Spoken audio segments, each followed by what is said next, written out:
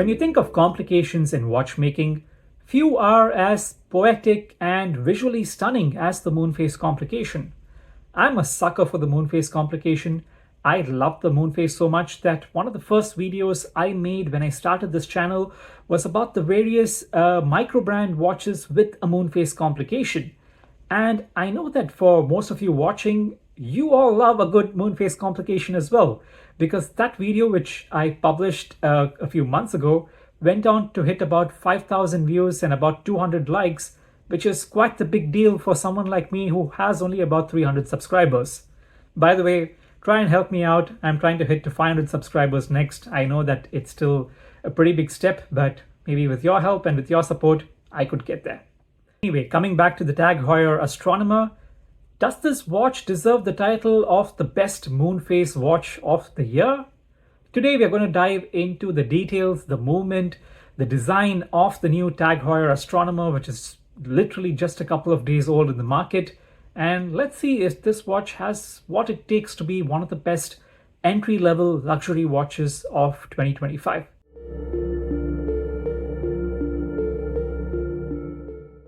Tag Heuer announced the Astronomer last month in September 2025 at the Geneva Watch Days convention, and nobody expected this watch to be announced because there were no leaks, there was no major teasers, which goes to show that a surprise in the modern day is still a nice thing, especially when it comes in the form of a moon phase complication. The Astronomer is a brand new model for Tag Heuer.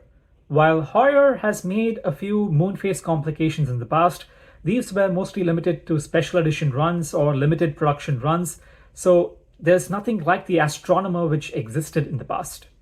By the way, did you know that Heuer gets credit as the first ever Swiss watch to launch into space? Because an Omega went into space only after a Heuer did. I did not know that until I was researching for this video, but did you know that? Coming back to the Astronomer, it is available in Tag Heuer boutiques as of October 1st, 2025 in 3 variants. The standard version you see here is going to be a regular production run. You also have 2 limited edition models, a Turquoise SuperLuminova model with a grey leather strap, and you also get another model with rose gold plated indices and hands, which also gets a bracelet with rose gold elements in it. Both these limited edition models are limited to 500 units each. I got to try out all 3 variants of the watch, but my focus is perhaps going to be on the regular production run, which is not limited by any means. However, I still got to try out the limited edition models, and I will be sharing my thoughts about them too in this video.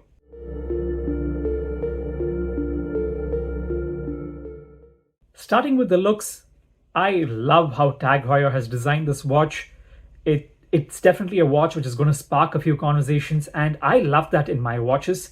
So I have nothing to say about the looks apart from the fact that I genuinely like the way this watch looks. I like the pre-glass box era design. I like the moon phase complication, the way it is done. And as far as the legibility is concerned, I don't see any issues as far as time reading is concerned, but coming to the legibility of the moon phase, I will talk about this a little bit later in the video and you will see why. But looks are a very subjective topic, and as far as I'm concerned, I haven't said this enough, I love the way this watch looks, which is one of the reasons why I've been looking forward to this watch as well. Talking about the case, the dimensions are 39 millimeters by 12.16 millimeters thick and 45.2 millimeters lug to lug. It's a stainless steel case which is polished and brushed and gets a domed sapphire crystal with double anti-reflective treatment. This is a pre-glass box design Carrera case, as I mentioned, and if you're wondering what is pre-glass box and post-glass box, so to speak, here's a quick explanation or a quick look at the differences between the 2 cases. Overall, the case has a nice heft to it and it feels really good on the wrist. On my rather slim wrist measuring just about 6 inches, the Carrera Astronomer wears very well, and I have no complaints with the way it feels or the way it fits. It does feel every bit of a premium luxury watch, and having worn the day date and Astronomer back to back, I especially think the Astronomer feels better to wear for me thanks to its 39mm case and 45.2mm lug to lug as compared to the day date's 41mm case and 47.5 millimeters lug to lug.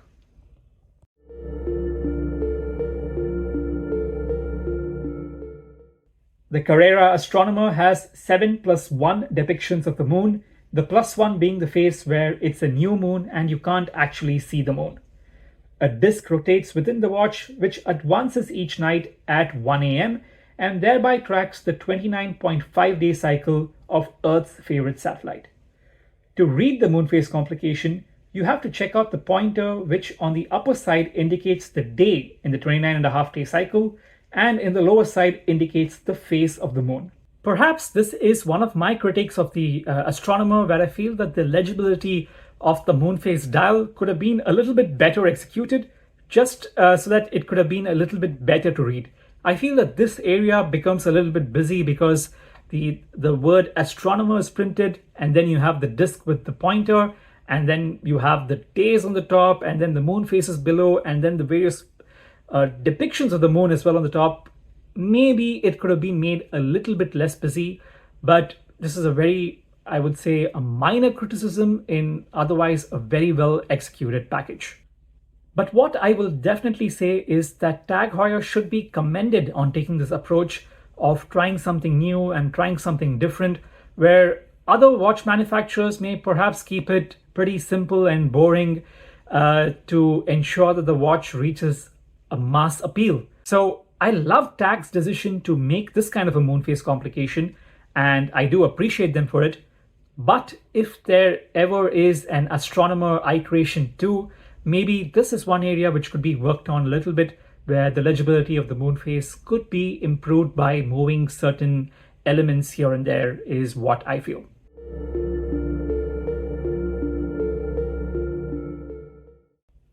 Powering the Astronomer is the Calibre 7 movement, which is based off a Sellita SW385-1.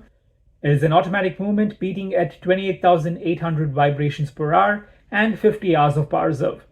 For the asking price of the Astronomer, I feel that this movement is okay. There is nothing out of the world about this particular movement, but then again, the Astronomer's price is not out of this world as well. If you flip the watch over, do not expect to see the movement. What you get is an engraving of a space observatory on a sapphire caseback. Maybe this is Tag throwing a mild Easter egg that they were the first Swiss watch into space. Anyhow, 100 meters of water resistance is what you get, and all watches get SuperLuminova applied on the hands as well as the moon phase depictions, which again is a job very well done by Tag Heuer.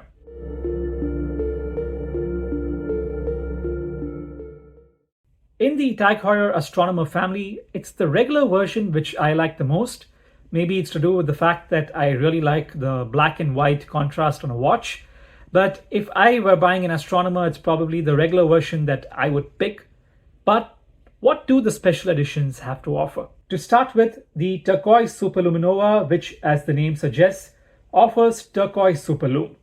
What I will say is that it looks much better in person than it does on photos or videos, and I don't think Tag will have any problems of selling out the 500 units of this watch. It comes only with a leather strap, and it also costs the least of the range. But the true surprise for me was the rose gold limited edition. As you can see, it's less rose gold and more of a sporty orange color. Think of the new iPhone 17 Pro orange, and you're pretty close. And it looks beautiful. So much so that even for a person like me who likes black and white contrast on a watch, as I mentioned, I couldn't keep my eyes off this rose gold edition because, like I mentioned, it looks really, really sporty on the wrist and also when you see it in real life. I also like the fact that the bracelet of the rose gold edition has the middle links made out of the same orangish hue, which what Tag calls as rose gold, but it really complements this watch very well. If budget isn't an issue, I would highly recommend you take a look at this special edition of the Astronomer first, considering that it already has a lot of takers.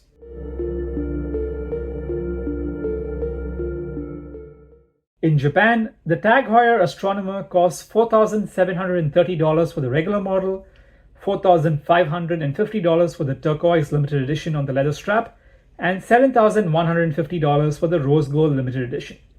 These are prices which do not take the tax-free into account. For tourists, So that would be a 10% reduction if you are eligible. And I'm pasting the yen to USD exchange rate below for your reference.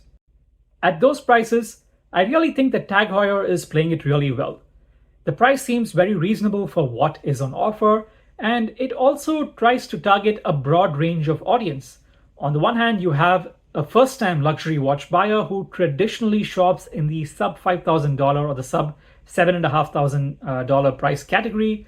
And then on the other hand, you have the established, more discerning luxury watch buyer who probably has a few luxury watches already and wants to just add a moon phase to the complication. Either way, the Astronomer is a very easy watch to recommend, and dare I say, I'm thinking of adding this watch to my collection as well. I do hope other luxury watch makers try and replicate this recipe which Tag Heuer has done as well, which is to take a high quality product, give it a very unique dial, something of a talking point, add a very high quality bracelet, a decent movement, and let the pricing do the rest of the job. What do you think about the Tag Heuer Astronomer, and are you considering getting one as well?